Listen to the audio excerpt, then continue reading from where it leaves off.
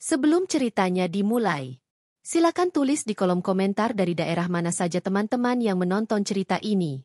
Dan jangan lupa like dan subscribe, agar channel Our Story bisa terus berkembang dan mempersembahkan cerita yang terbaik.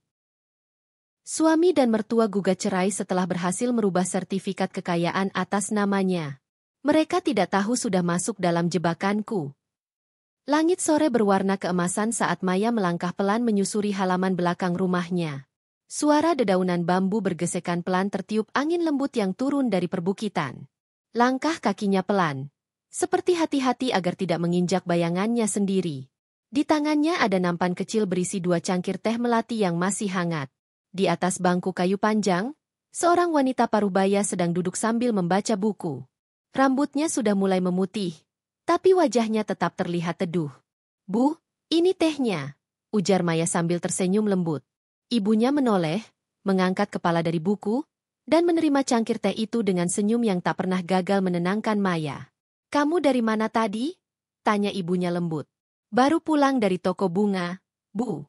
Sekalian mampir ke rumah Buarti, katanya anaknya baru sembuh dari demam." Ibunya mengangguk, lalu menatap Maya dengan tatapan bangga. "Kamu selalu perhatian sama orang lain, Maya." Maya hanya tersenyum kecil, lalu duduk di samping ibunya. Pandangannya menatap jauh ke arah pohon mangga yang rindang di sudut taman. Ia tumbuh bersama pohon itu. Masa kecilnya dipenuhi dengan tawa dan suara canda bersama ayahnya. Kini, hanya kenangan yang tersisa. Maya adalah satu-satunya anak dari pasangan pemilik usaha properti yang sukses di kota kecil itu. Sejak kecil, ia dibesarkan dalam lingkungan yang tidak hanya kaya secara materi, tetapi juga penuh dengan nilai. Ia dididik untuk rendah hati, tidak menyombongkan apa yang dimiliki keluarganya, dan selalu menghargai orang lain. Setelah ayahnya meninggal 2 tahun lalu karena serangan jantung mendadak, ibunya mengambil alih kendali bisnis. Meski sudah tak muda lagi, ibunya tetap sigap dan tangguh. Maya membantu di bagian keuangan, tapi lebih banyak mengurus administrasi dan sosial keluarga, termasuk mengelola yayasan yang didirikan mendiang ayahnya. Hidup Maya tidak pernah jauh dari kesederhanaan. Meski punya rumah megah, mobil mewah, dan penghasilan yang lebih dari cukup, ia tetap suka naik angkutan umum dan belanja di pasar tradisional. Namun semua mulai berubah ketika ia bertemu Rian. Pertemuan itu terjadi secara tak sengaja. Saat itu, Maya ikut kegiatan sosial dari yayasan di sebuah daerah pesisir yang terkena bencana banjir. Di sana, ia melihat seorang pria muda sedang membantu mengangkat karung berisi bantuan ke dalam truk. Wajahnya berkeringat, kulitnya agak gelap terbakar matahari, namun sorot matanya tulus dan pekerja keras. "Mas, sini saya bantu," ucap Maya waktu itu. Rian menoleh cepat. Sejenak, tatapan matanya terpaku pada Maya. "Nggak usah, Mbak.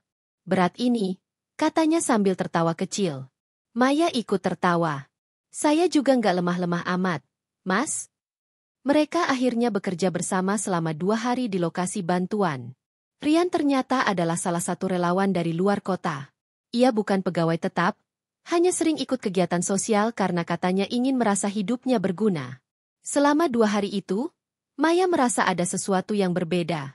Rian sopan, santun, dan tak pernah menunjukkan ketertarikan pada harta atau status sosialnya. Ia malah sering bercanda dan tak tahu siapa Maya sebenarnya, dan itu membuat Maya nyaman.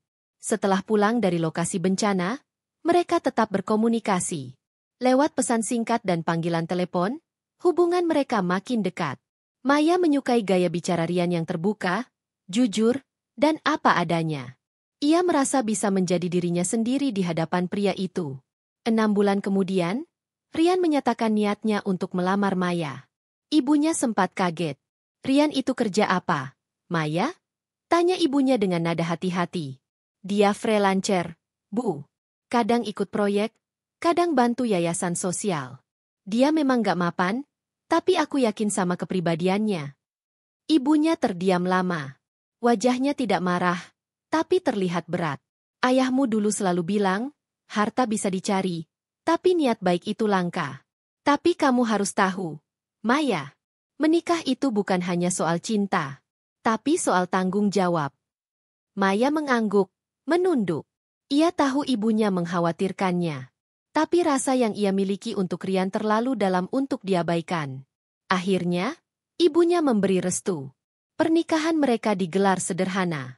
Maya tidak menginginkan pesta besar, cukup akad dan resepsi kecil dengan keluarga dekat. Rian tampak bahagia, begitu juga ibunya. Meski Maya bisa merasakan ada jarak antara ibunya dan keluarga Rian, terutama ibunda Rian, Bu Erna. Bu Erna adalah wanita keras. Dari awal perkenalan, Maya sudah bisa merasakan aura dominannya. Ia tidak banyak bicara saat pertemuan keluarga, tapi tatapannya tajam, seperti menilai Maya dari ujung rambut sampai ujung kaki. Cantik juga ternyata, ya, kata Bu Erna waktu itu sambil tertawa kecil. Nggak nyangka, anak orang kaya ternyata suka sama anak biasa kayak Rian. Maya hanya tersenyum.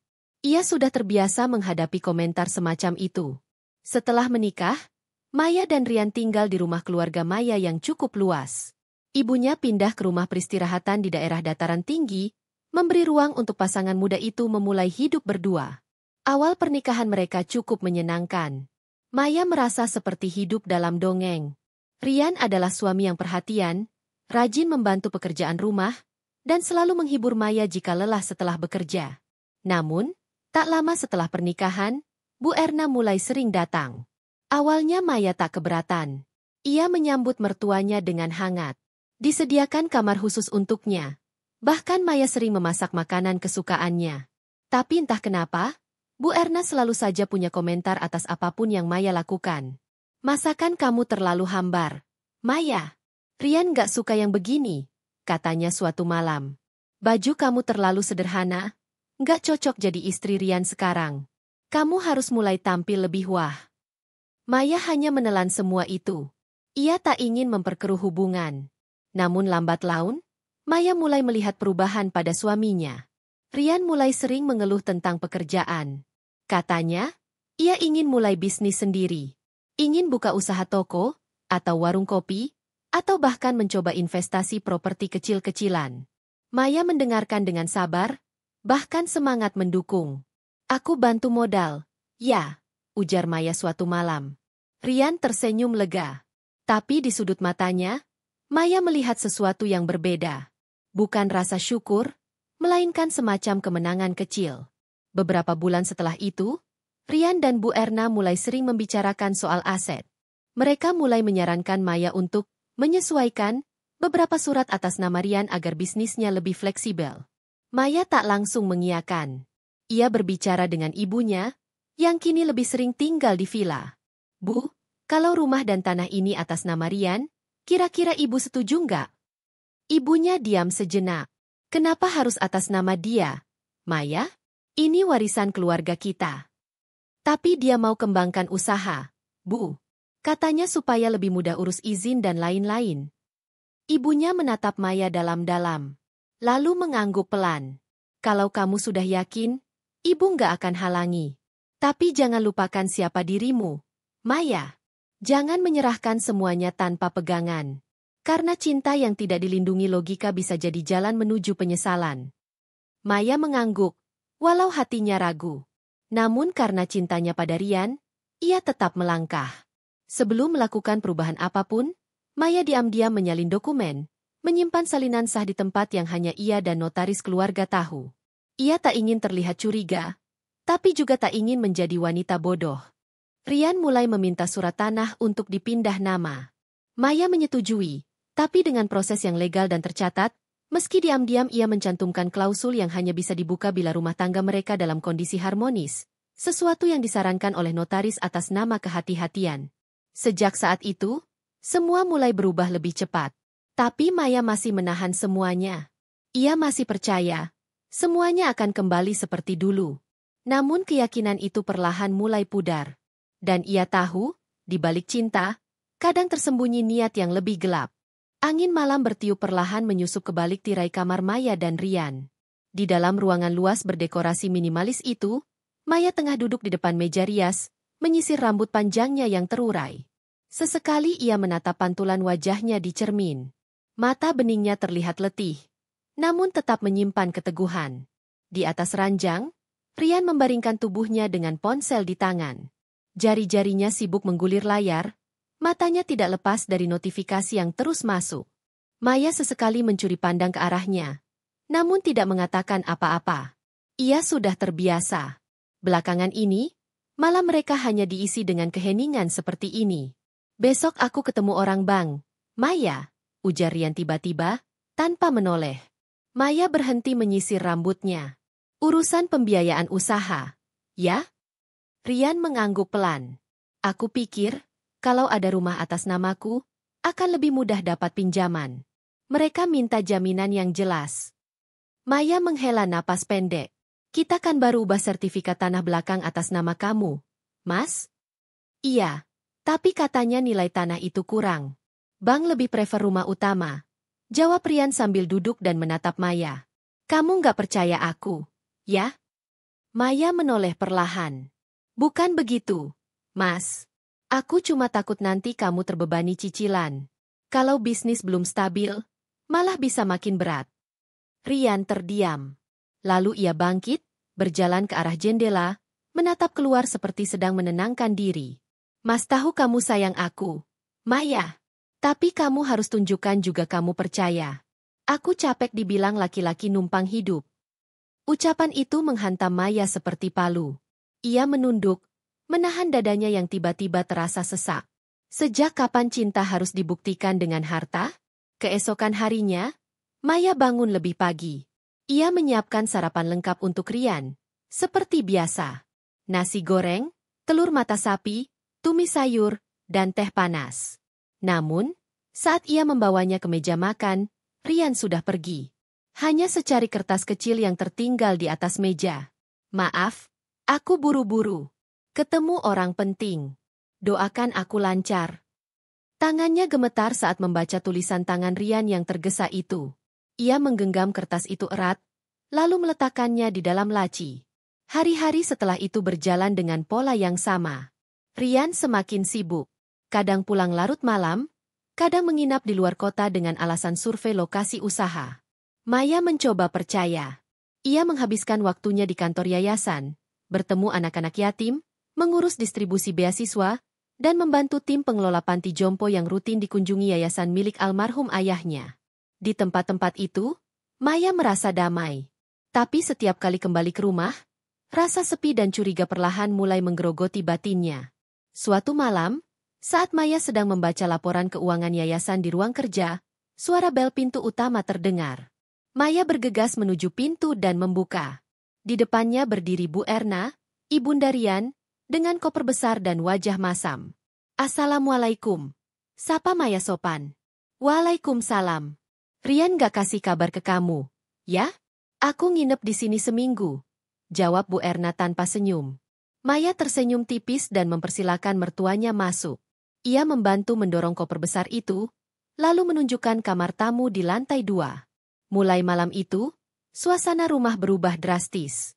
Bu Erna mulai mengatur jadwal makan, cara menyajikan hidangan, hingga warna taplak meja. Ia mengkritik Maya hampir setiap hari. Kamu ini gimana sih jadi istri? Gorden warnanya aja nggak cocok sama Ubin. Rumah ini kayak rumah janda. Maya terdiam. Matanya menunduk, menggenggam erat sudut bajunya agar tidak meledak. Rian makin stres kerja karena rumah nggak nyaman. Kamu harus tahu diri, Maya. Jangan cuma modal cantik dan harta orang tua. Setiap malam Maya menangis diam-diam di kamar mandi. Ia tidak ingin ibunya tahu. Ia tidak ingin sahabat-sahabatnya tahu.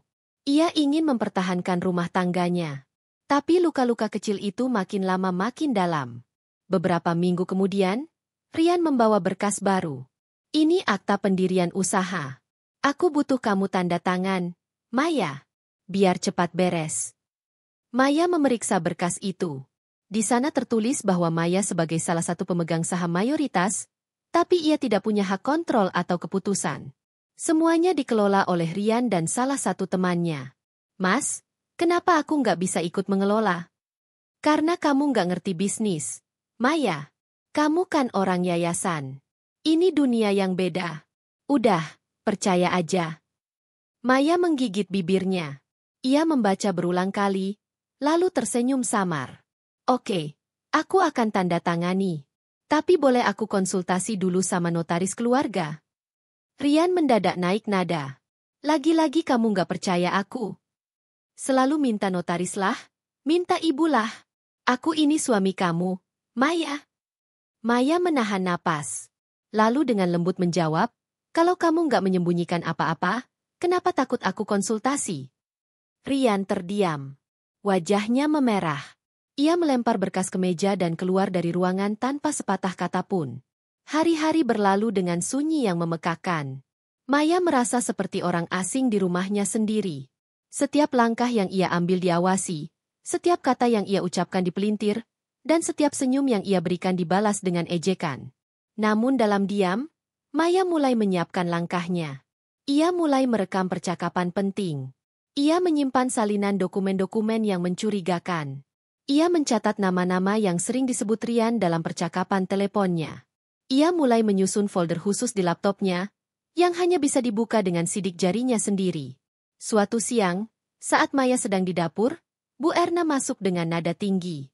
Tanah di belakang rumah udah balik nama kan? Bagus. Sekarang kamu tahu kan kalau semua ini milik keluarga kami? Maya menoleh pelan. Keluarga kami, Bu. Bukan cuma ibu dan Rian. Bu Erna tertawa sinis. Kamu ini lucu ya. Emangnya kamu kira Rian cinta sama kamu karena apa? Kalau bukan karena kamu anak orang kaya, kamu pikir dia mau sama cewek kayak kamu? Kalimat itu seperti petir di siang bolong. Tapi Maya hanya menatapnya tenang, meski hatinya bergetar. Berarti ibu mengakui semua ini hanya permainan dari awal. Permainan? Bu Erna mendekat. Kamu pikir dunia ini bisa bertahan pakai cinta-cintaan? Kamu bodoh, Maya. Maya mengangguk pelan, lalu berjalan keluar dari dapur tanpa berkata apa-apa. Malam itu, ia menatap bintang di langit dari balkon kamarnya. Angin malam membelai pipinya yang dingin.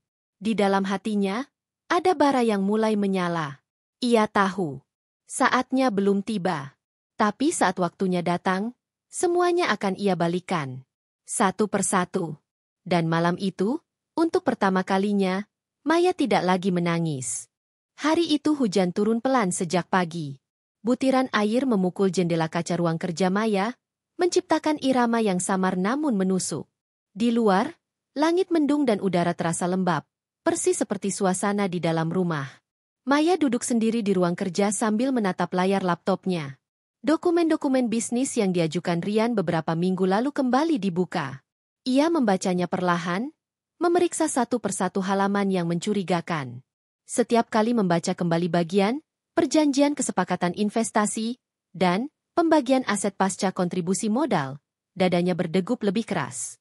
Semua kata di dalamnya disusun begitu rapi untuk menguntungkan pihak suaminya.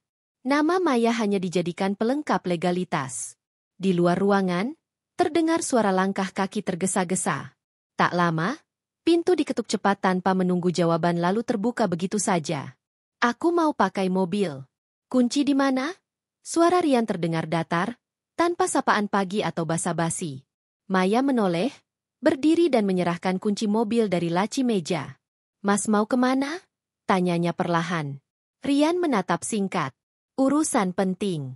Ada relasi investor. Maya menahan diri untuk tidak bertanya lebih jauh. Tapi sebelum Rian pergi, ia memberanikan diri berkata, aku bisa ikut kalau Mas butuh teman bicara. Atau bantu jelaskan soal legalitas.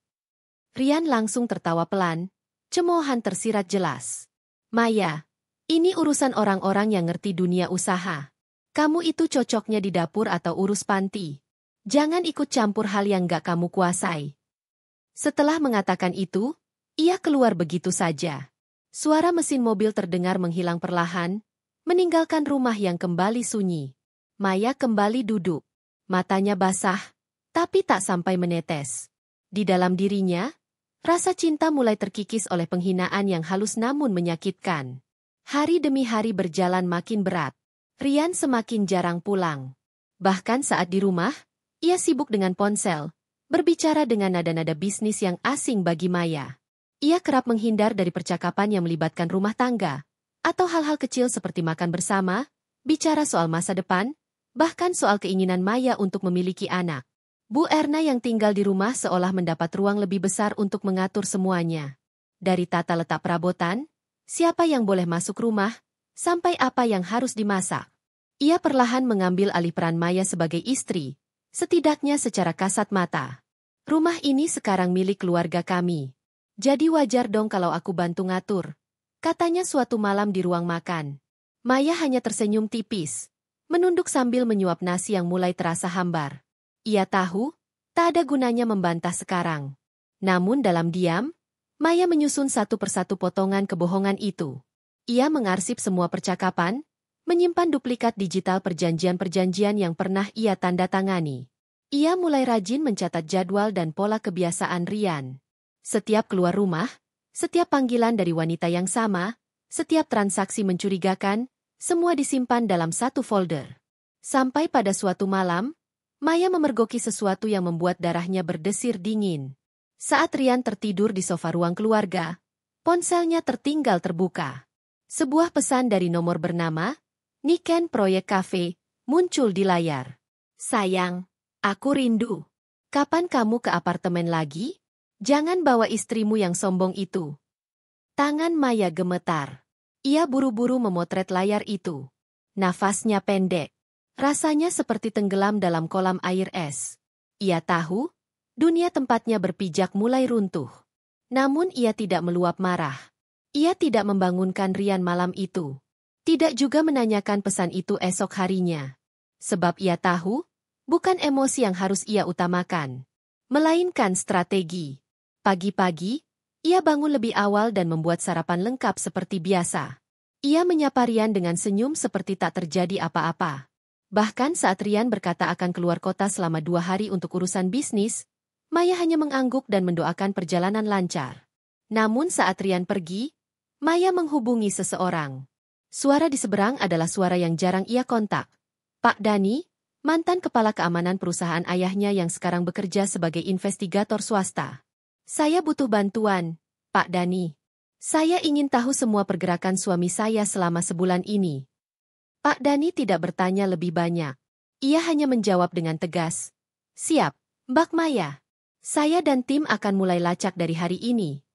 Sore harinya, Maya juga mendatangi kantor notaris keluarga, membawa semua salinan dokumen yang ia simpan. Ia bertemu langsung dengan Bu Tati, notaris yang sudah lama dipercaya mendiang ayahnya. Bu Tati, saya ingin meninjau ulang semua akta yang pernah saya tanda tangani atas nama Rian. Bu Tati menatap Maya dengan raut prihatin. Saya sempat khawatir waktu kamu mulai ubah kepemilikan tanah dan rumah. Tapi karena kamu tetap sisipkan klausul pembatasan, itu menyelamatkan kamu. Maya menarik napas panjang. Saya ingin kembalikan semua atas nama saya lagi. Tapi bukan sekarang. Saya ingin mereka jalan dulu ke perangkapnya. Bu Tati mengangguk pelan.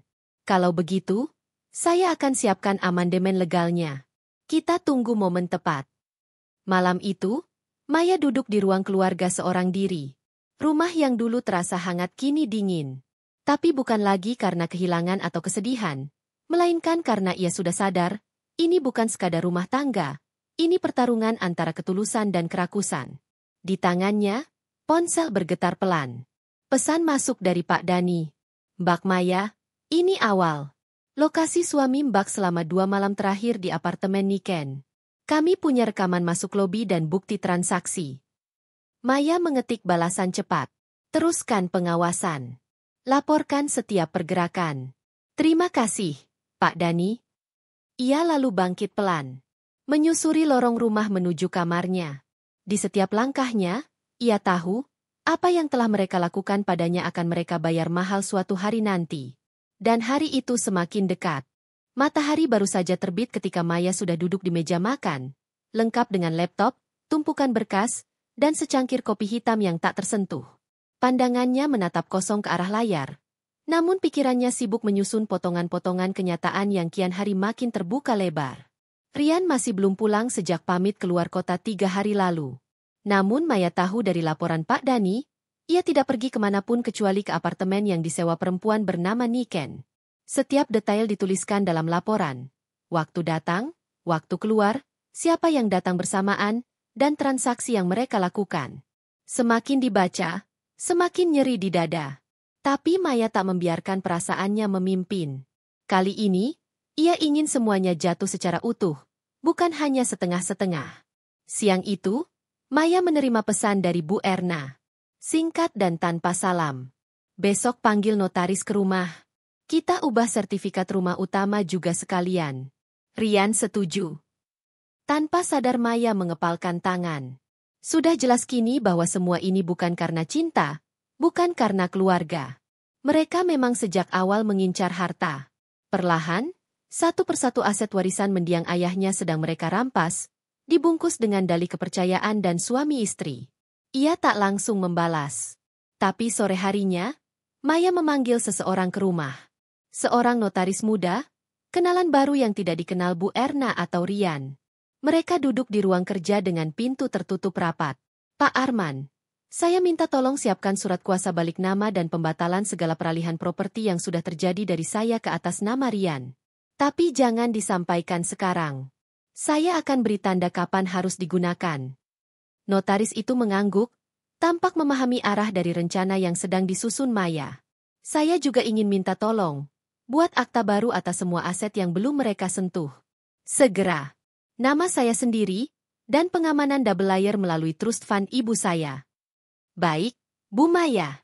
Nanti saya kirim berkas dalam bentuk digital dulu malam ini, biar bisa dicek dan disimpan secara pribadi. Setelah sang notaris pulang, Maya menatap sekeliling ruang kerja. Ia teringat mendiang ayahnya, yang dulu selalu mengatakan, orang baik tidak akan kalah. Tapi kadang mereka harus diam dulu, agar yang jahat selesai menggali lubangnya sendiri. Malamnya, tepat pukul 10, suara mobil terdengar masuk ke halaman. Maya dari balik jendela melihat Rian turun sambil menenteng tas ransel. Wajahnya terlihat letih, namun tidak penuh beban. Sebaliknya seperti orang yang merasa baru menang dalam sebuah permainan. Ia masuk tanpa menyapa. Maya hanya melihat dari balik tirai, lalu kembali duduk di sofa. Tak lama, Rian masuk ke ruang keluarga. Melihat Maya duduk dengan raut tenang, ia pura-pura tersenyum. Maaf ya, banyak urusan. Lelah banget. Tadi macet juga. Maya hanya tersenyum, berdiri dan berkata pelan, kamu sudah makan? Rian menggeleng. Tapi nggak usah repot. Aku mau langsung istirahat aja. Maya mengangguk. Kamar sudah rapi. Aku simpan bajumu di lemari. Rian berjalan naik ke kamar tanpa berkata apa-apa lagi. Saat ia menutup pintu, Maya menatap tangga dengan perasaan campur aduk. Tapi wajahnya tetap dingin. Kali ini, bukan kesedihan yang memenuhi hati Maya, melainkan kesabaran yang sudah disertai rencana. Keesokan harinya, Bu Erna datang pagi-pagi. Ia langsung masuk ke ruang makan, bahkan tanpa mengetuk atau memberi salam. Maya, nanti siang notaris datang kan? Aku minta kamu jangan banyak pertanyaan. Ikuti aja. Biar Rian dan aku urus sisanya. Maya hanya mengangguk. Sudah aku jadwalkan jam 2 siang, Bu. Wajah Bu Erna sedikit lega. Ia bahkan sempat tertawa kecil. Akhirnya kamu ngerti juga. Aku tahu kamu nggak sebodoh yang kelihatannya. Maya mengiyakan lagi dengan senyum datar. Dalam hatinya, ia mencatat setiap kalimat yang keluar dari mulut wanita itu sebagai bahan tambahan bukti keserakahan yang perlahan memakan mereka sendiri. Pukul 2 tepat, mobil notaris Pak Arman memasuki halaman. Ia turun membawa tas kerja besar dan map dokumen. Maya menyambutnya di ruang tamu. Rian dan Bu Erna sudah duduk di sana lebih dulu. Wajah mereka penuh antusias. Langsung saja ya, ujar Rian dengan nada singkat. Biar prosesnya cepat. Pak Arman membuka map dan mengeluarkan 2 berkas utama. Namun sebelum menyerahkan, ia menatap Maya dengan isyarat halus. Maya mengangguk pelan, lalu menatap Rian dan mertuanya. Sebelum semua ditandatangani, aku cuma minta satu hal, ucap Maya lembut. Rian menoleh. Apa? Aku ingin kalian baca dulu surat ini. Maya mengeluarkan selembar kertas dari dalam tas kecilnya. Bu Erna melotot. Apaan lagi ini, Maya? Jangan macam-macam. Cuma 1 halaman. Silakan dibaca. Rian menarik kertas itu dengan kesal. Membacanya cepat, lalu wajahnya berubah. Bu Erna ikut membaca dari samping, dan matanya mulai membelalak. Itu adalah surat pernyataan dari notaris sebelumnya, Bu Tati, yang menyatakan bahwa semua peralihan aset yang telah ditandatangani Maya sebelumnya tidak sah secara hukum, karena ditandatangani di bawah tekanan tanpa pengacara pribadi dan tanpa saksi keluarga. Ini maksudnya apa, Maya? Tanya Rian dengan nada tinggi. Maya berdiri pelan, menatap mereka satu persatu. Aku cuma ingin kalian tahu bahwa semuanya sudah aku antisipasi.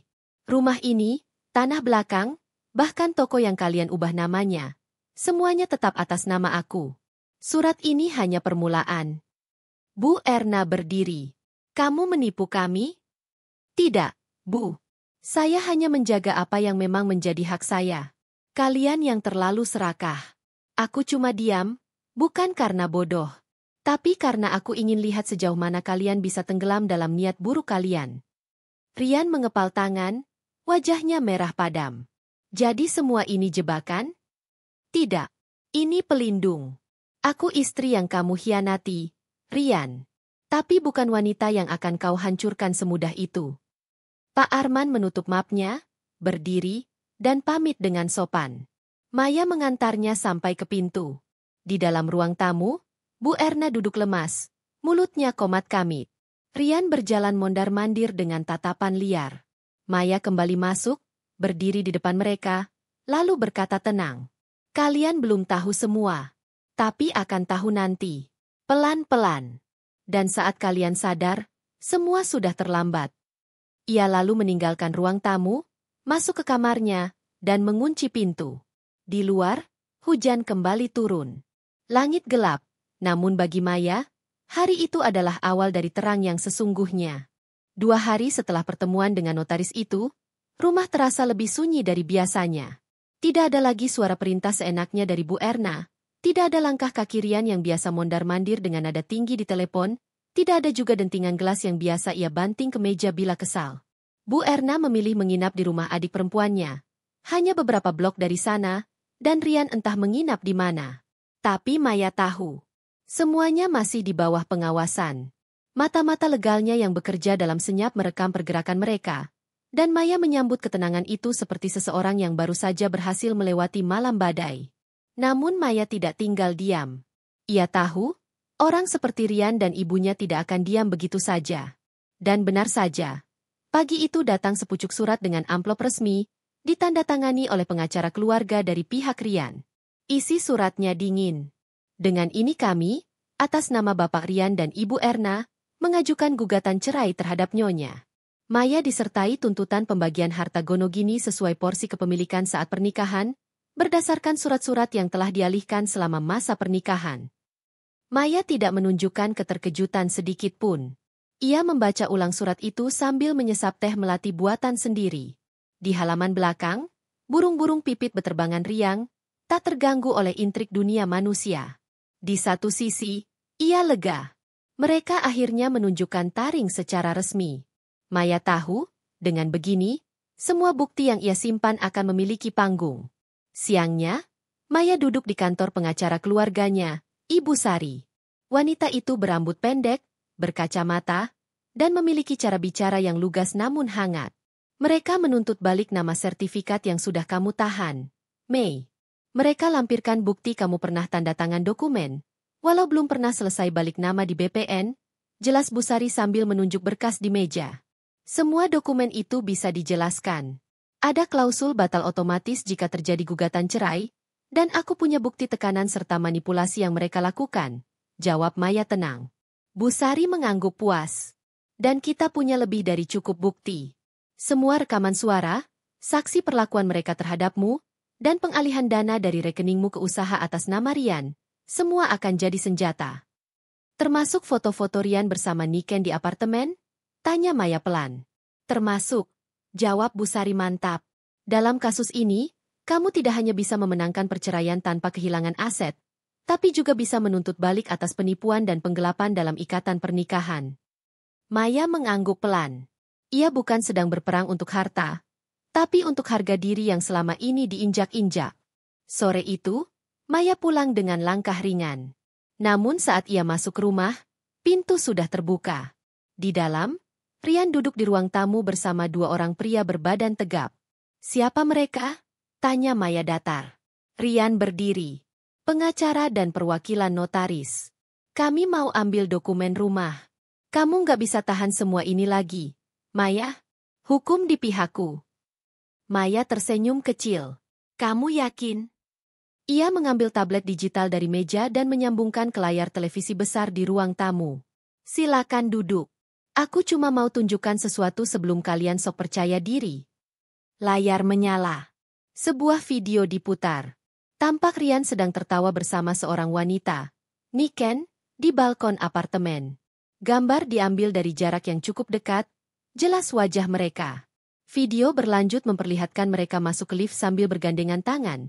Lalu rekaman suara Niken dari malam yang sama, berisi percakapan pribadi mereka yang vulgar dan penuh celaan terhadap Maya. Rian berdiri kaget. Kamu gila. Kamu yang gila, jawab Maya tanpa menaikkan suara. Kamu pikir aku akan duduk diam sementara kalian menggerogoti semua milik ayahku? Kamu pikir aku tidak tahu apa tujuan kalian? Sekarang silakan lanjutkan gugatan. Tapi aku pastikan, saat kamu melangkah masuk ke ruang sidang, kamu bukan cuma kehilangan hak harta, tapi juga harga dirimu. Kedua pria yang dibawa Rian saling berpandangan, lalu berdiri buru-buru. Salah satunya berbisik di telinga Rian, lalu keduanya keluar tanpa pamit. Maya memandangi punggung Rian yang terpaku. Lalu ia berkata pelan, rumah ini, tanah di belakang, saham yayasan, semuanya aman. Satu-satunya yang tersisa dari kamu adalah nama di surat gugatan. Dan itu pun sebentar lagi akan hilang. Rian menggertakkan gigi. Kamu berubah, Maya. Kamu bukan istri lembut yang aku kenal dulu. Aku masih istri yang sama. Tapi sekarang, aku berdiri sendiri. Bukan untuk mempertahankan kamu, tapi untuk menyelamatkan diriku. Rian berjalan keluar tanpa berkata sepatah pun. Saat pintu tertutup, Maya bersandar di sofa. Untuk pertama kalinya, ia menghembuskan napas panjang tanpa rasa takut. Dalam diamnya, ia tahu satu hal. Mereka yang sudah menggali lubang, akan jatuh sendiri. Dan Maya sudah berdiri di atas tanah yang kokoh. Hari sidang pertama akhirnya tiba. Langit mendung sejak pagi, seolah turut menjadi saksi dari sebuah pertarungan yang selama ini tersembunyi di balik dinding rumah mewah. Maya berdiri di depan cermin besar kamarnya, mengenakan blus putih gading dan rok hitam panjang. Penampilannya sederhana namun elegan, kontras dengan rasa perih yang selama ini ditanggungnya dalam diam. Di ruang tamu, Busari, pengacaranya, sudah menunggu. Begitu Maya keluar dari kamar, wanita parubaya itu mengangguk penuh keyakinan. Semua dokumen sudah siap. Bukti-bukti juga sudah kita lampirkan ke pengadilan. Kita hanya perlu menjaga ketenangan. Maya mengangguk. Ia tidak merasa gugup, hanya hampa. Bukan karena takut kalah, tapi karena semua yang ia bangun dengan cinta akan runtuh secara resmi hari ini. Mobil mereka melaju perlahan menembus padatnya jalan ibu kota menuju gedung pengadilan agama. Di tempat yang sama, Rian dan Bu Erna sudah lebih dulu tiba. Rian mengenakan setelan jas abu-abu, sementara ibunya tampak mengenakan kebaya merah mencolok dan dandanan yang berlebihan. Keduanya berdiri di lobi dengan penuh percaya diri. Saat Maya dan Busari memasuki gedung, suasana mendadak berubah. Beberapa mata beralih menatap mereka. Aura Maya yang tenang namun kuat terasa membungkam. Bahkan langkah kakinya yang pelan terdengar jelas di lantai marmer gedung itu.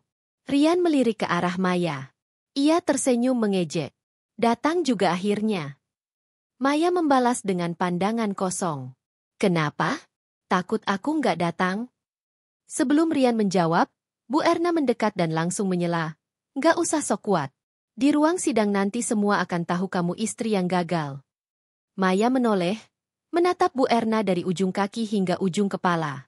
Ibu seharusnya berhenti bicara seperti orang yang belum sadar kenyataan. Tanpa menunggu respons, Maya berjalan melewati mereka, masuk ke dalam ruang sidang bersama Busari. Sidang dimulai tepat waktu. Hakim tampak tegas dan objektif. Di awal, pihak Rian menyampaikan argumen bahwa Maya telah membatasi ruang gerak suami, tidak mendukung secara emosional, dan menolak kerjasama dalam rumah tangga, yang menurut mereka adalah alasan utama perceraian. Maya hanya diam mendengarkan.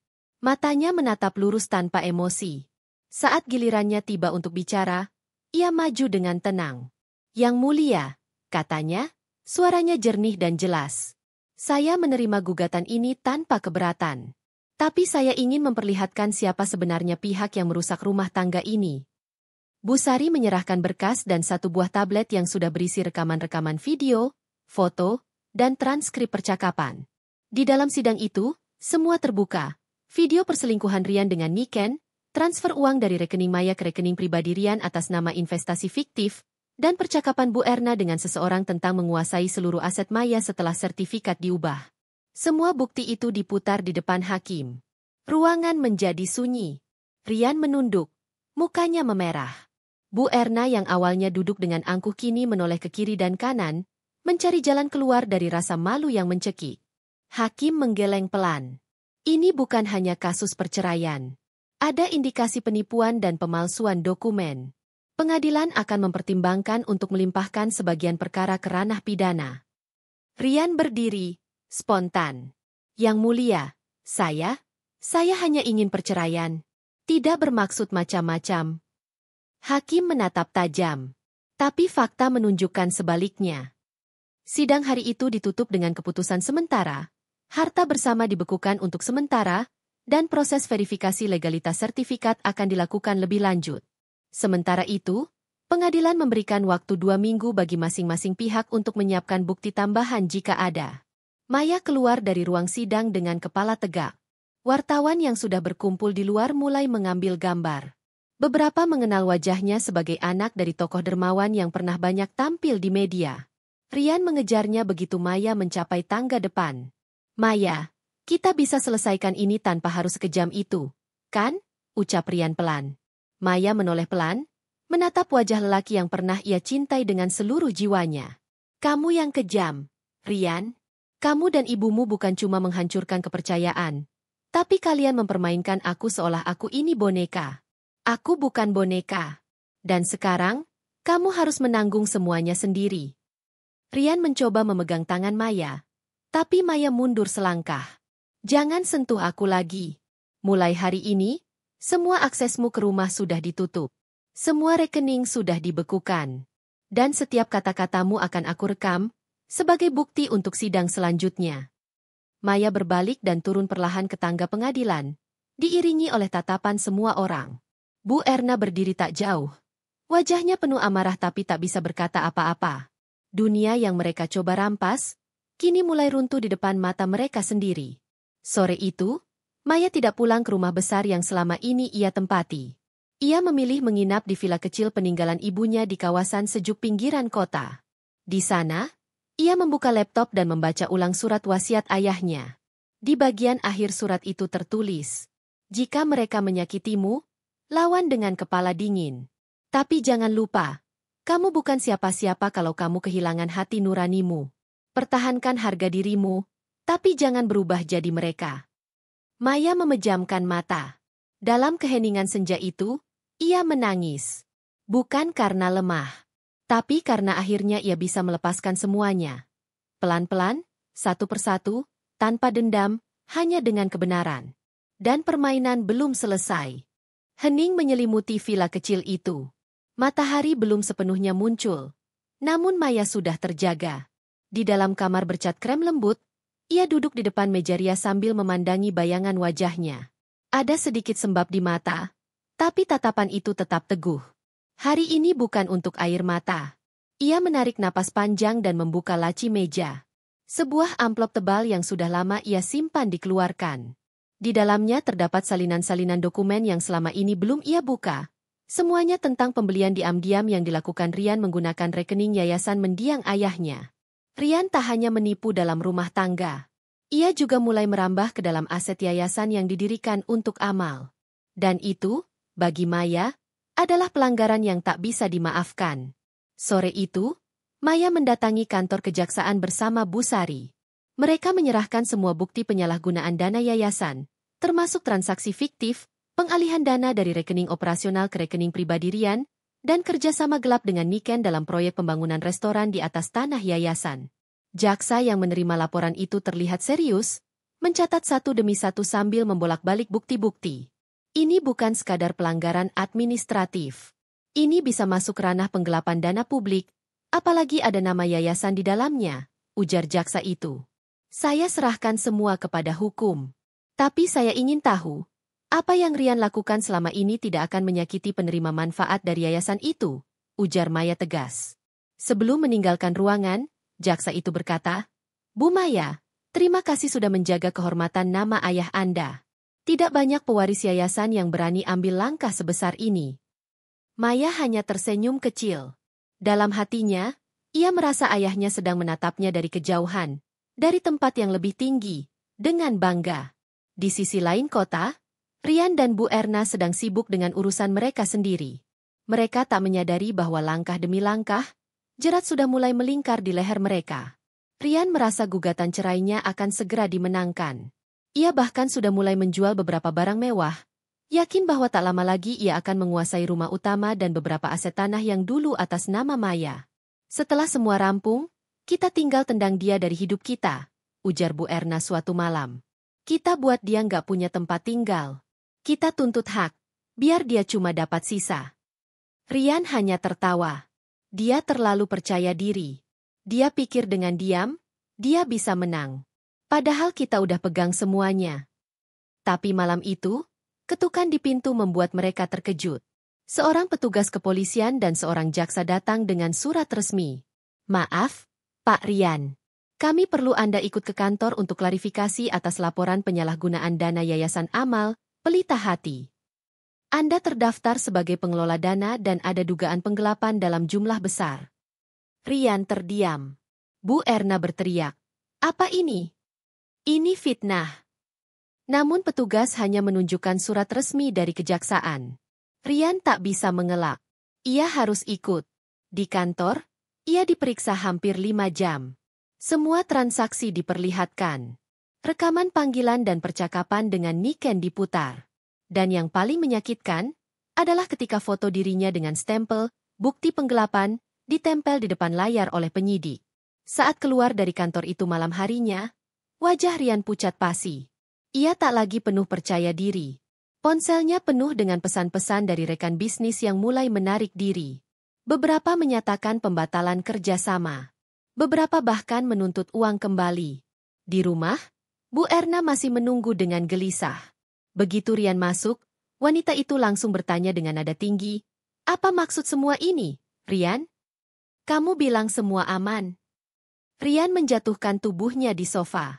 Aku nggak tahu kalau dia simpan semua bukti. Maya bukan cuma pintar, dia berani. Mata Bu Erna membelalak. Jadi ini semua ulah Maya? Rian mengangguk. Dan dia tahu segalanya. Di saat mereka tenggelam dalam kepanikan, Maya duduk tenang di ruang tamu villa kecil itu.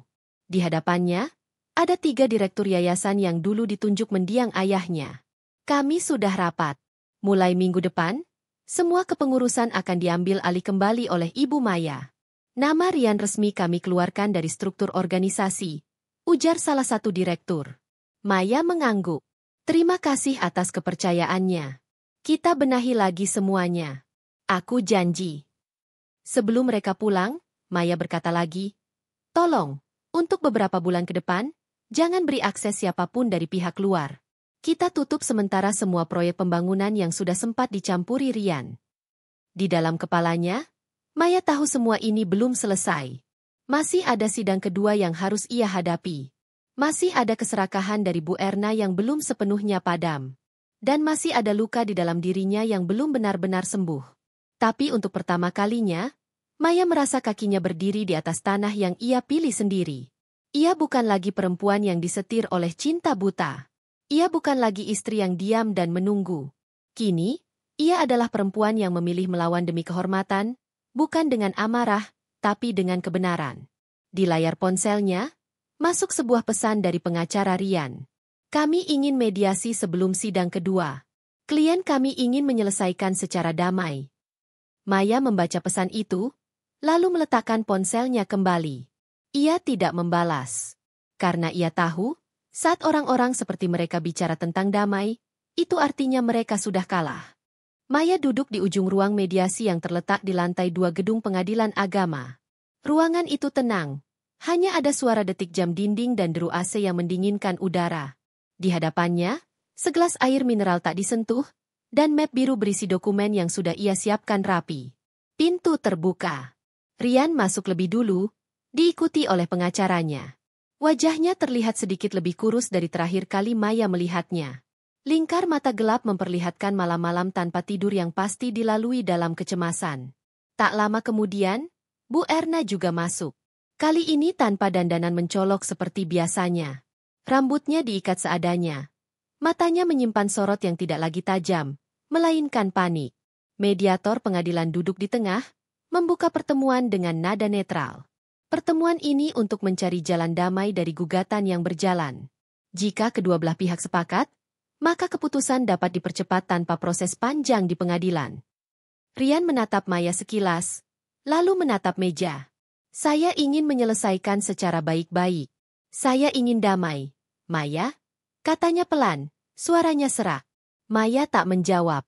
Ia membuka mapnya, lalu mengeluarkan 2 bundel dokumen. Ini laporan keuangan terakhir Yayasan Pelita Hati sebelum dan sesudah dikelola oleh Rian, katanya datar. Dan ini transkrip rekaman Ibu Erna saat berbicara dengan notaris ilegal untuk mempercepat proses pemalsuan tanda tangan saya. Bu Erna langsung berseru, itu fitnah. Maya menoleh perlahan. Saya bisa kirim ke jaksa sekarang juga, Bu. Tapi saya di sini untuk mendengar apa tujuan kalian menawarkan damai. Mediator mengangkat tangan, menenangkan suasana. Silakan lanjut, Pak Rian. Apa maksud Anda mengajukan mediasi? Rian menghela napas panjang. Kami minta agar tidak ada tuntutan pidana. Kami bersedia mencabut gugatan cerai dan mengembalikan semua dokumen aset yang pernah kami alihkan. Maya menatap tajam. Kalau begitu, mengapa Ibu masih menghubungi notaris baru 3 hari lalu untuk kembali mengurus pengalihan rumah utama? Maya mengeluarkan tangkapan layar panggilan video dari saksi yang merekam langsung saat Bu Erna membahas rencana mencuri stempel pribadi Maya. Wajah Bu Erna pucat. Ia mencoba berdiri, tapi mediator meminta semua tetap tenang. Maya bersandar, lalu berkata, begini, aku tidak butuh perdamaian. Aku tidak butuh permintaan maaf. Aku ingin keadilan. Ia mengambil 1 lembar kertas, lalu mendorongnya ke arah Rian. Ini perjanjian baru. Aku akan cabut tuntutan pidana jika kalian menandatangani ini. Isinya, seluruh aset dikembalikan atas namaku, tanpa syarat. Semua rekening bersama ditutup dan diserahkan penuh padaku. Yayasan akan diputus total keterkaitannya dengan kalian. Dan yang terakhir, perceraian tetap dilanjutkan, dengan klausul bahwa aku tidak akan menafkahi kalian sepeser pun setelahnya. Rian menatap lembar itu, lama. Ia tahu, ini bukan tawaran, ini ultimatum. Ia menoleh ke arah pengacaranya. Pria itu mengangguk pelan, tanda bahwa mereka tidak punya jalan lain. Kamu sudah benci sekali, ya? Bisik Rian, mencoba menyentuh luka lama. Maya tersenyum tipis. Benci tidak. Aku hanya belajar. Bu Erna mendadak berdiri, menunjuk Maya. Kamu perempuan licik. Dari awal kamu sudah pasang perangkap. Kamu memanfaatkan kami. Maya menoleh pelan. Ibu sendiri yang menggali lubang itu. Saya hanya berdiri di tepi, menunggu ibu jatuh sendiri. Ruangan menjadi tegang. Tapi mediator tetap tenang, lalu mengambil alih. Jika semua pihak menyepakati isi surat ini, maka kita akan segera mengesahkan perjanjian ini di persidangan selanjutnya. Rian akhirnya menandatangani. Tangannya gemetar. Namun ia sadar, semuanya telah kalah telak. Bu Erna menolak menandatangani. Namun sebagai pihak luar pernikahan, keputusannya tak mempengaruhi hasil. Ia hanya bisa berdiri di pojok ruangan dengan wajah gelap, menyumpahi Maya dalam diam. Selesai semua, Maya berdiri. Sebelum pergi, ia menatap Rian untuk terakhir kalinya. Kamu tahu, Mas, aku dulu mencintaimu dengan tulus. Tapi yang kamu lakukan, mengkhianati, merendahkan, dan menipu, itu yang mengubah semuanya. Ia menatapnya sebentar, lalu berjalan ke pintu. Langkahnya pelan, tapi penuh makna. Ia tidak menoleh lagi. Tak ada kata perpisahan. Tak ada air mata. Hanya kemenangan yang dingin dan tenang. Di luar ruang mediasi, Bu Sari sudah menunggu. Saat melihat wajah Maya, ia tersenyum. Kamu menang, Maya. Tapi bukan hanya secara hukum. Kamu menang sebagai perempuan yang tahu kapan harus diam dan kapan harus berdiri. Maya mengangguk. Tapi aku belum selesai. Aku akan pastikan mereka tidak bisa menyakiti siapapun lagi. Sore itu, Maya tidak pulang ke villa. Ia menuju kantor yayasan. Di sana, ia memulai restrukturisasi besar-besaran. Tim baru dibentuk, audit ulang semua pengeluaran, dan proyek sosial kembali dijalankan seperti dulu. Ketika malam turun, Maya berdiri di balkon kantor, menatap langit Jakarta yang kelabu. Ia menyadari, dirinya kini bukan hanya penyintas dari pernikahan yang gagal, tapi pemilik hidup yang baru. Dan meski perang belum sepenuhnya berakhir, ia kini memegang semua kendali. Sudah 2 minggu sejak sidang mediasi berakhir. Meski gugatan cerai tetap berlanjut, publikasi dari kasus penyalahgunaan dana yayasan telah menyebar. Media-media lokal mulai mengangkat nama Rian sebagai pengelola tak sah yang menyelewengkan dana amal. Yayasan Pelita Hati, yang dulu dikenal karena banyak membantu anak-anak yatim dan lansia, kini kembali mendapat simpati publik setelah dikembalikan ke tangan Maya. Namun di sisi lain, nama Rian hancur. Beberapa bisnis kecil yang sebelumnya ia jalankan atas nama pinjaman dan kerjasama mulai tutup satu persatu. Investor lari. Rekan kerja memutus kontrak. Dan yang paling menyesakan, semua aset yang sebelumnya ia pikir sudah berhasil ia rebut, kini berbalik lagi ke tangan Maya, secara sah dan tak bisa diganggu-gugat. Rian kini tinggal di apartemen kecil di pinggiran kota. Bukan apartemen mewah seperti dulu, tapi bangunan tua yang berbau lembab dan dindingnya mulai mengelupas. Ia tidur hanya beralaskan kasur tipis, menatap langit-langit sambil mengumpat dalam hati. Hidupnya jungkir balik. Dan semua itu, menurutnya, karena Maya. Bu Erna pun bernasib tak lebih baik. Wanita itu kini tinggal bersama saudara jauhnya, karena rumah yang selama ini ia tempati telah diambil kembali oleh Maya secara sah, melalui keputusan pengadilan yang mengakui bahwa Bu Erna tak pernah terdaftar sebagai penghuni sah ataupun ahli waris. Pada satu malam, Rian mendatangi rumah saudaranya itu dengan wajah letih dan baju kusut. "Ibu, kita harus balas. Kita nggak bisa terus kayak gini. Semua dihancurkan Maya. Semua." Bu Erna menatap anaknya dengan mata kosong. "Kamu pikir ibu nggak mau balas? Tapi kita sudah kalah. Rian, kita kalah telak. Maya bukan Maya yang dulu. Dia sudah tahu caranya bermain." Rian menggebrak meja. Dia itu cuma perempuan biasa. Cuma karena dapat warisan, dia jadi merasa hebat. "Bukan cuma warisan," jawab Bu Erna tajam. "Dia punya otak. Dan kamu terlalu sibuk mempermainkan perempuan lain sampai lupa siapa yang kamu lawan." Rian tak bisa menjawab. Ia hanya duduk kembali, memijit pelipisnya yang berdenyut. Pikirannya kalut. Sudah tak ada uang, nama baik hancur, dan pengacara yang dulu mendampinginya kini menolak melanjutkan perkara karena belum dibayar. Sementara itu, Maya menjalani harinya dengan tenang.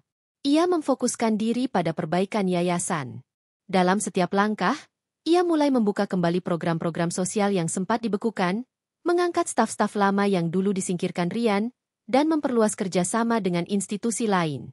Namun, bukan berarti hidupnya kini bebas dari luka.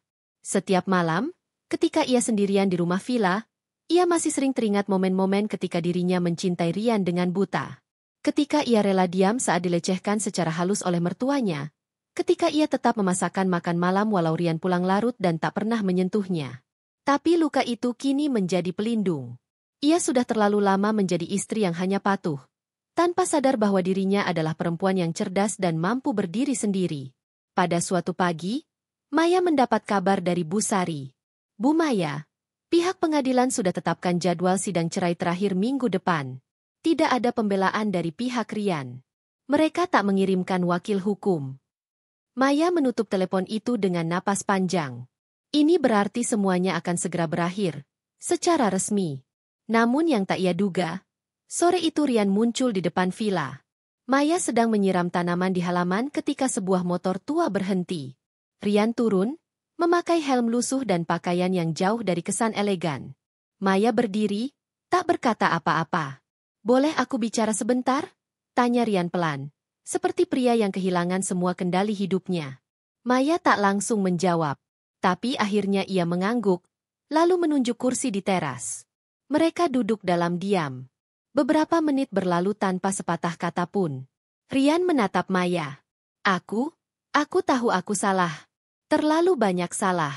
Tapi aku cuma mau bilang satu hal. Maya mengangkat alis. Apa? Aku menyesal. Bukan cuma karena kehilangan harta, tapi karena kehilangan kamu. Aku sadar semuanya saat kamu berhenti bicara. Saat kamu mulai tenang, aku tahu, aku sudah tidak punya tempat di hidupmu. Maya menatap lurus ke depan. Ia tak ingin hanyut pada rasa kasihan. Terlalu banyak luka yang tak bisa ditambal hanya dengan satu kalimat penyesalan. Aku tidak ingin kamu menyesal karena kehilangan aku. Tapi kamu harus menyesal karena mempermainkan seseorang yang tulus. Jawab Maya dingin. Rian menunduk. Aku cuma ingin kamu tahu, kalau satu-satunya wanita yang pernah aku sayang itu kamu. Maya tersenyum kecil, getir. Kalau kamu sadar dari dulu, semuanya tidak akan begini. Rian berdiri. Selamat tinggal, Maya. Aku tahu aku tak akan punya kesempatan lagi. Tapi semoga kamu bahagia. Maya hanya mengangguk. Ia tak berkata apa-apa sampai motor Rian menghilang dari halaman villa. Setelah pintu gerbang ditutup, ia bersandar pada kusen pintu. Ada getar di hatinya, tapi bukan karena cinta yang belum padam. Itu adalah rasa lega. Rasa yang hanya dirasakan oleh seseorang yang akhirnya berhasil melepaskan, tanpa dendam, tanpa luka baru. Di ruang tamu, telepon berdering. Bu Sari menelepon kembali. Bu Maya, wartawan dari majalah Bisnis Indonesia ingin mewawancarai Anda. Mereka tertarik mengangkat kisah Anda. Dari perempuan yang dikorbankan menjadi perempuan yang bangkit dan mempertahankan warisan dengan cara elegan. Maya menghela napas. Saya bukan pahlawan, Bu. Saya hanya perempuan yang tidak ingin dijadikan korban selamanya. Justru karena itu mereka ingin tahu kisah Anda. Maya terdiam sejenak. Lalu ia berkata, kalau begitu, kita jadwalkan. Sore itu, Maya berdiri di balkon villa, memandang ke langit yang mulai memerah. Tidak ada tepuk tangan, tidak ada sorak-sorai kemenangan. Tapi ia tahu, ini adalah babak baru, di mana dirinya adalah tokoh utama dari hidupnya sendiri. Gedung pengadilan hari itu tampak lebih lengang dari biasanya. Awan menggantung rendah, dan angin berembus lembut seperti menyambut sesuatu yang akan segera usai. Maya tiba lebih awal, mengenakan baju panjang berwarna krem muda dan kerudung polos tanpa motif. Wajahnya bersih dari riasan tebal, namun sorot matanya menyala penuh ketegasan. Sidang perceraian hari itu adalah sidang terakhir. Tidak ada mediasi, tidak ada negosiasi. Semua keputusan telah dikunci, seluruh aset telah dikembalikan, dan satu-satunya yang tersisa hanyalah pengesahan resmi status baru Maya, perempuan bebas. Rian tidak datang. Ia hanya mengirimkan surat pernyataan tanpa keberatan yang ditandatangani di atas materai. Surat itu dibacakan oleh petugas sidang, disaksikan hakim dan pengacara dari kedua pihak. Dengan ini, pengadilan menyatakan bahwa pernikahan antara Maya dan Rian dinyatakan berakhir secara sah. Tidak ada hak waris, tidak ada kewajiban satu sama lain pasca perceraian, sesuai dengan kesepakatan yang telah ditandatangani sebelumnya, ucap hakim dengan nada tenang namun final. Maya mengangguk kecil. Di dalam dadanya, tak ada ledakan emosi. Tidak ada tangisan. Yang ada hanyalah perasaan ringan. Seperti rantai tak kasat mata yang selama ini membeli tubuh dan pikirannya kini telah putus satu persatu. Ia melangkah keluar dari ruang sidang tanpa tergesa. Di tangga pengadilan, ia berhenti sejenak, menengadah ke langit mendung yang menggantung. Di seberang jalan, wartawan dari majalah Bisnis Indonesia sudah menunggu bersama seorang fotografer. Mereka menyambut Maya dengan sopan. Selamat pagi, Bu Maya. Terima kasih sudah menyempatkan waktu. Maya tersenyum kecil. Kita mulai saja. Mereka berjalan ke taman kecil di belakang gedung pengadilan, tempat yang lebih sepi dan teduh. Sesi wawancara berlangsung sederhana namun mengalir dalam. Wartawan itu bertanya tentang bagaimana Maya menjalani masa sulit dalam rumah tangga, bagaimana ia melawan secara hukum, dan bagaimana ia bisa tetap tenang ketika semua orang justru menjatuhkannya. Maya menjawab pelan, jujur, tanpa berusaha menggambarkan dirinya sebagai sosok sempurna. Aku hanya berusaha tetap waras, katanya. Bukan untuk menang, tapi untuk tetap hidup. Banyak perempuan di luar sana yang mengalami hal serupa. Apa yang ingin ibu sampaikan pada mereka? Maya terdiam sejenak, lalu berkata, "Jangan biarkan cinta membunuh logika. Jangan biarkan sabar mengubur harga diri. Kalau kamu harus memilih antara disakiti atau ditinggalkan, pilihlah meninggalkan. Karena kamu tidak lahir untuk menjadi korban siapapun." Wartawan itu menunduk, mencatat dengan penuh hormat. Sesi berakhir dengan pengambilan beberapa foto. Maya berdiri di antara pohon-pohon kecil dengan senyum tenang, tanpa pose yang dipaksakan. Sore harinya, Maya kembali ke villa. Kali ini, ia tidak sendiri. Di ruang tamu, beberapa anak yatim dari yayasan datang bersama pengurus baru. Mereka membawa lukisan tangan hasil karya sendiri, berisi gambar pohon besar dengan akar kuat dan daun lebat. "Ini untuk Ibu Maya," kata salah satu anak perempuan, sekitar 7 tahun usianya. Kata Bu Kepala, "Ibu Maya seperti pohon ini. Nggak roboh walau ditiup angin besar." Maya tersenyum, matanya berkaca-kaca. Ia merentangkan tangannya, memeluk anak itu erat. Di hatinya, ia merasa, akhirnya, ia sampai. Bukan di tempat yang dulu ia bayangkan, bukan di sisi suami yang ia perjuangkan, tapi di titik kehidupan yang justru membuatnya utuh. Malam turun perlahan. Di balkon villa, Maya duduk sambil memandangi langit malam. Cahaya lampu taman memantulkan siluet dirinya yang tenang di kaca jendela. Ponselnya berbunyi. Sebuah pesan masuk dari nomor tak dikenal.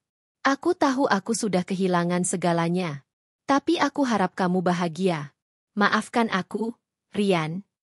Maya membaca sekali, lalu menghapus pesan itu. Bukan karena benci, tapi karena ia sudah selesai. Tak ada alasan untuk menyimpan sisa-sisa masa lalu yang sudah ia lepaskan. Ia mengambil jurnal kecil, membuka halaman kosong, lalu menulis dengan tangan. "Aku pernah mencintai orang yang salah, tapi itu mengantarkanku pada kekuatan yang tak pernah kusangka aku miliki. Hari ini aku bukan istri siapapun, tapi aku adalah diriku sendiri. Dan itu cukup." Ia menutup jurnalnya, lalu berdiri, menutup tirai jendela dan mematikan lampu. Malam itu, villa sunyi, tapi damai. Di tempat lain, jauh dari villa itu, hidup Rian dan Bu Erna berlanjut dalam senyap. Nama mereka perlahan hilang dari sorotan. Rekening kosong. Nama baik tercemar. Tak ada satupun yang tersisa dari rencana besar mereka selain penyesalan. Namun Maya tak pernah membalas dengan kebencian. Karena ia tahu, pembalasan terbaik bukanlah dengan membalas sakit, tapi dengan berdiri lebih tinggi dari mereka yang pernah menjatuhkan. Dan dalam diamnya, Maya tahu satu hal. Ia telah menang. Bukan hanya di mata hukum, tapi di dalam hidupnya sendiri. Selesai.